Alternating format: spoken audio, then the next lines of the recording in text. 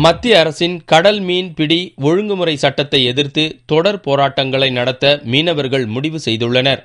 இச்சட்டம் தங்களின் கைகளை கட்டி போடுவதாகவும் வாழ்வுரிமையை மறுப்பதாக இருப்பதாகவும் அவர்கள் ஆவேசம் தெரிவித்துள்ளனர்.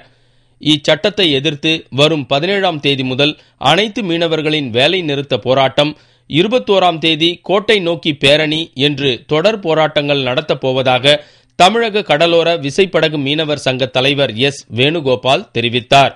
தமிழகத்தில் மட்டுமில்லை, இந்தியாவில் உள்ள அத்தனை பேரும் எதிர்க்கிற சட்டத்தை மத்திய அரசு உடனே திரும்ப பெற வேண்டும். இந்த சட்டத்தினால் 12 நாட்டிகள் மேல் போனால் உடனே தண்டனை 12 லட்சம் ரூபாய் தண்டனை, 10,000 ரூபாய்க்கு பேர் மீன் பிடித்தால் அதுக்கு 10 லட்சம் ரூபாய் தண்டனை, தடுத்து நிறுத்தப்படுமானால் 3 வருடம் சிறை தண்டனை என்று சொன்னால் இம்மாதிரி சட்டத்தை யார் கொண்டு வந்தார்கள், எப்படி கொண்டு வந்தார் என்று தெரியவில்லை.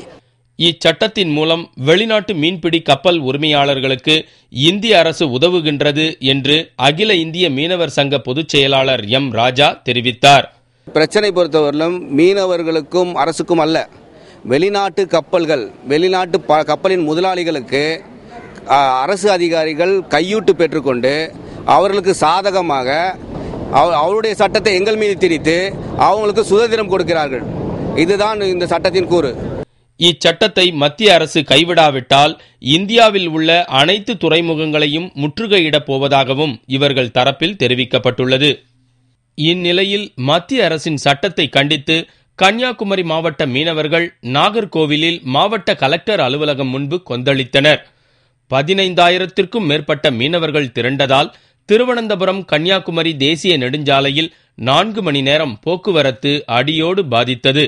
வேளாண்மை சட்டம் 2009 முற்றிலும் மீனவர்களுக்கு எதிரான ஒரு சட்டமாக இருக்கின்றது. இதற்காக 30ஆம் தேதி சரத்பவாரை சந்தித்து மனு கொடுத்திருக்கின்றோம். அங்கு டெல்லியில் ஒரு போராட்டம் நடத்தி இருக்கின்றோம். தொடர்ந்து இதனை தடை செய்யும் வரையிலும் போராட்டம் நடைபெற்றுக் கொண்டே இருக்கும்.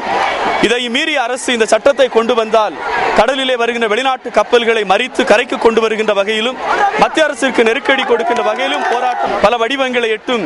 கடலோர அமைதி மற்றும் வளர்ச்சி இயக்க ஒருங்கிணைப்பாளர் பங்கு தந்தை சூசை ஆண்டனி தலைமையில் நடைபெற்ற இந்த போராட்டத்தில் மாவட்டத்தின் அனைத்து மீனவ கிராம மக்களும் கலந்து கொண்டனர். இதனால் நாகர்கோவில் நகரமே ஸ்தம்பித்து போனது.